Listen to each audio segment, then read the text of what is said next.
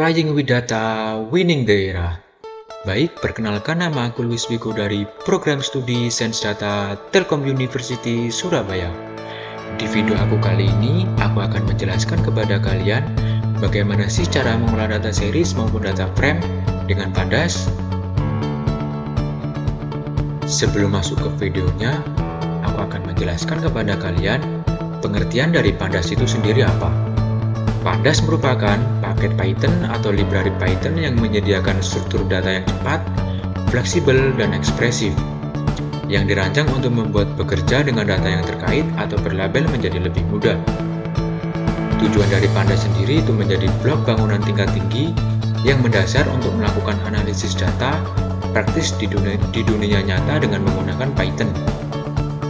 Selain itu, tujuannya lebih luas untuk menjadi alat analisis atau manipulasi data sumber terbuka yang paling kuat dan fleksibel yang tersedia dalam bahasa apapun.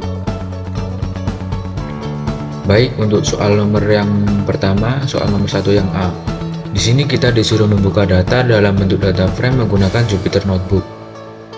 Oke, langkah pertama kita importkan Pandas SPD. Nanti import Pandas SPD sendiri itu digunakan untuk memanggil fungsi-fungsi Pandas yang lainnya. Di sini aku akan menamai variabel data frame dengan nama df2 dan selanjutnya kita inputkan data eda.csv, kemudian save sama dengan string koma ini digunakan untuk membaca file CSV berdasarkan pemisahnya. Dan kita panggil data frame-nya dengan kita inputkan df2 yang ini diambil dari variabelnya yang tadi. Kemudian untuk soal nomor 1 yang B, kita lakukan print data awal dan print data paling bawah. Di sini untuk print data awalnya sendiri kita menggunakan df2.add. Add sendiri itu digunakan dalam Pandas sendiri, dalam library Pandas digunakan untuk memanggil 5 data paling awal. Untuk soal nomor 1 yang B, selanjutnya kita disuruh melakukan pemanggilan 5 data paling bawah. Untuk pemanggilan 5 data paling bawah, di sini kita inputkan df2.tel. Untuk tel sendiri di library Pandas ini digunakan untuk memanggil sebuah data frame dalam rentang 5 data paling bawah.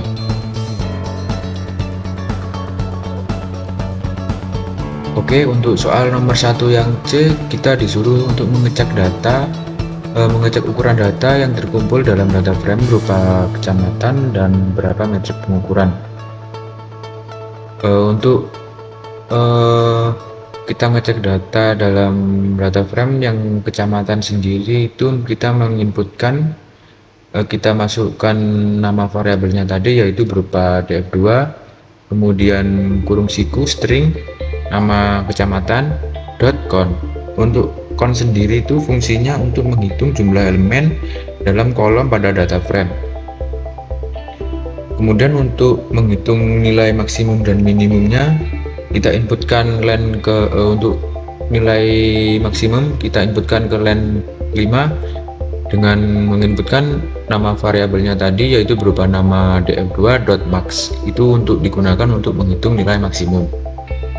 Kemudian untuk nilai minimumnya sendiri kita inputkan df2.min. Min itu digunakan untuk menghitung nilai minimum. Untuk menghitung baris kolom dan barisnya kita inputkan df2.shape. Untuk shape sendiri itu digunakan untuk menghitung dimensi atau ukuran data dari data frame tersebut. Oke, masuk soal nomor yang kedua, kita disuruh membuat statistika deskriptif dengan menghitung rata-rata, median, dan standar deviasi dari seluruh metrik pengukuran. Yang pertama kita menghitung rata-ratanya sendiri dengan menginputkan nama variabelnya yang tadi yaitu berupa df2.mean. Mean sendiri tadi kan sudah aku jelaskan untuk menghitung nilai rata-rata. Kemudian kurung buka numerik strip only sama dengan true. dan kita keluarkan outputnya seperti yang ada di gambar. Untuk menghitung standar deviasi sendiri, kita inputkan import nampi asli np, kemudian df strip std untuk menghitung nilai standar deviasi, sama dengan np.round. np.round sendiri itu digunakan untuk membulatkan nilai ke bilangan desimal tertentu. Kemudian kurung buka numeric strip only sama dengan true, 3. Kemudian kita panggil data frame-nya sendiri dengan inputkan df strip std. Oke, ini selanjutnya aku akan membahas soal nomor 2 yang mencari median. Pertama-tama kita inputkan kodenya yaitu print def2.median. def2 ini diambil dari nama variabel yang aku buat, yaitu yang aku buat itu def2.median. Karena kita sedang mencari median, maka kita inputkan median, kemudian kurung buka numeric strip only. Nah, untuk numeric strip only sendiri itu sebagai ascending sama dengan true, karena ini untuk mengurutkan data secara menaik. Artinya nilai-nilai yang lebih kecil akan muncul terlebih dahulu dan nilai-nilai yang lebih besar akan muncul kemudian. Oke, untuk soal nomor 3 sendiri kita disuruh mencari kecamatan mana yang jumlah pasangan usia subur paling banyak dan paling sedikit. Pertama-tama kita inputkan df strip max untuk menghitung nilai yang paling banyak, kemudian df2 itu nama variabelnya yang tadi, kemudian kurung siku kecamatan, jumlah pasangan usia subur, dan dot max itu untuk menghitung jumlah pasangan usia paling banyak. Untuk menghitung nilai jumlah pasangan usia subur yang paling sedikit, kita inputkan df strip min sama dengan df2 kecamatan, jumlah pasangan usia subur, kurung siku dot min. Kemudian kita print nama kecamatan dengan minimal jumlah pasangan usia subur. Itu yang pertama, kita print nilai yang paling sedikit. Kemudian yang print kedua itu digunakan untuk kita gunakan untuk mengoutputkan nilai jumlah pasangan usia yang paling subur yang paling banyak. Oke, untuk soal nomor yang keempat, kita memiliki jumlah push istrinya kurang dari 20 tahun yang paling banyak dan yang paling sedikit. Berarti kita untuk soal nomor 4 sendiri kita disuruh untuk mencari push istrinya yang kurang dari 20 tahun yang paling banyak dan yang paling sedikit. Kita inputkan nilai untuk mencari nilai yang paling banyak, kita inputkan df strip max sama dengan kemudian variabel yaitu berupa df2, kemudian dot max kurung kosong. Untuk mencari nilai yang paling sedikit, kita inputkan df strip min sama dengan nama variabel yaitu berupa df2, kemudian dot min untuk menghitung nilai yang paling sedikit.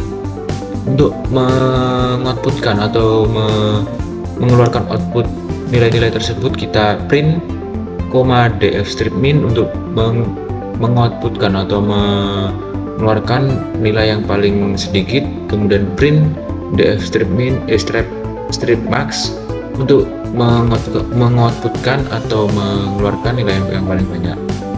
Di sini kita tahu bahwa kecamatan mana sih yang paling sedikit dan yang paling banyak jumlah istrinya yang kurang dari 20 tahun.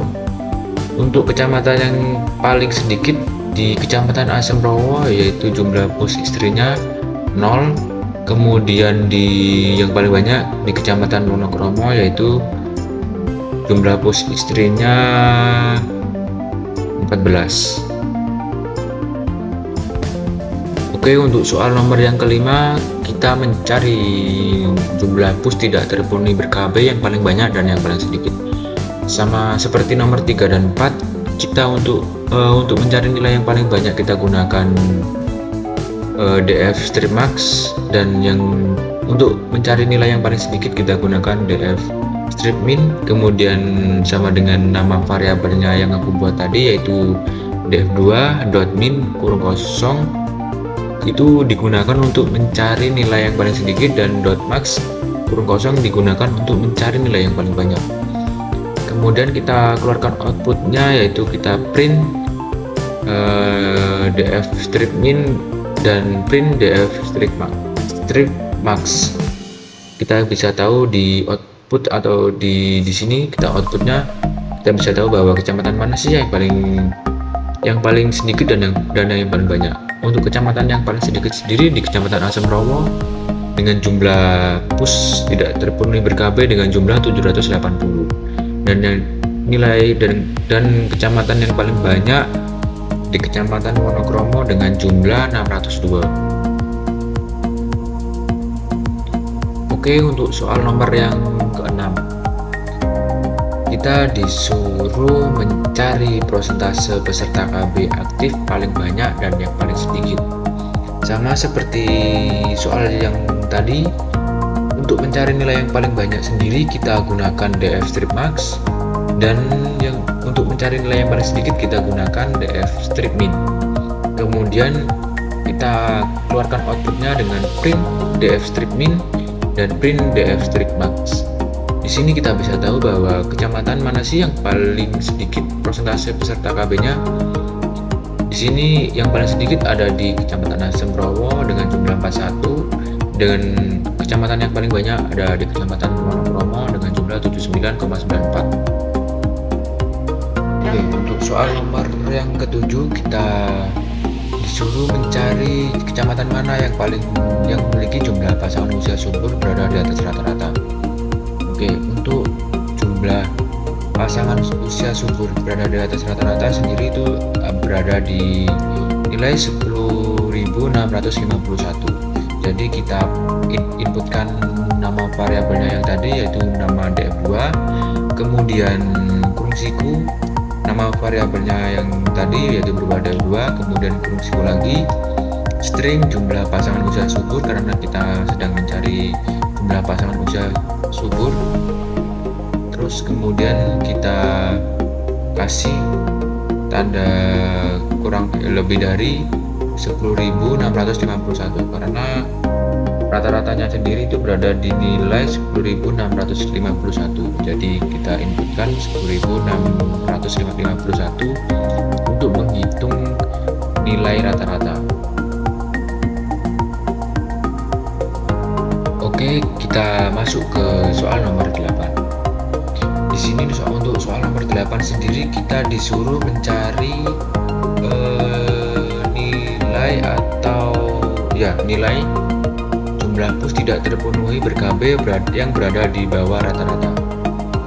Untuk menghitung nilai rata-ratanya sendiri kita inputkan nama variabelnya yang tadi, yaitu nama variabel df2, kemudian kurung siku string, kemudian kita masukkan nama kolomnya yaitu jumlah pus tidak terpenuhi. Karena kita sedang mencari jumlah pus tidak terpenuhi ber-KB, maka kita inputkan jumlah pus tidak terpenuhi dengan yaitu nama kolomnya, kemudian kita inputkan tanda kurang dari, karena di sini nilai rata-ratanya sendiri di kolom jumlah pus tidak terpenuhi yaitu berupa di nilai 2025, maka kita inputkan kurang dari 2025,951. Kita keluarkan outputnya yang ada di sini, ada di gambar ini. Oke, untuk kita masuk ke soal nomor 9. Di sini kita disuruh mencari dengan nilai di atas rata-rata. Di kecamatan mana sih yang memiliki persentase yang di atas rata-rata? Oke, untuk langkah pertama kita inputkan di line ke-16, kita inputkan nama variabel yaitu berupa df2, kemudian kurung siku string, nama kolomnya yaitu berupa persentase peserta KB aktif, kemudian kita inputkan tanda lebih dari. Di sini untuk nilai rata-ratanya sendiri di kecamatan mana yang paling banyak, yang yang berada di atas rata-rata.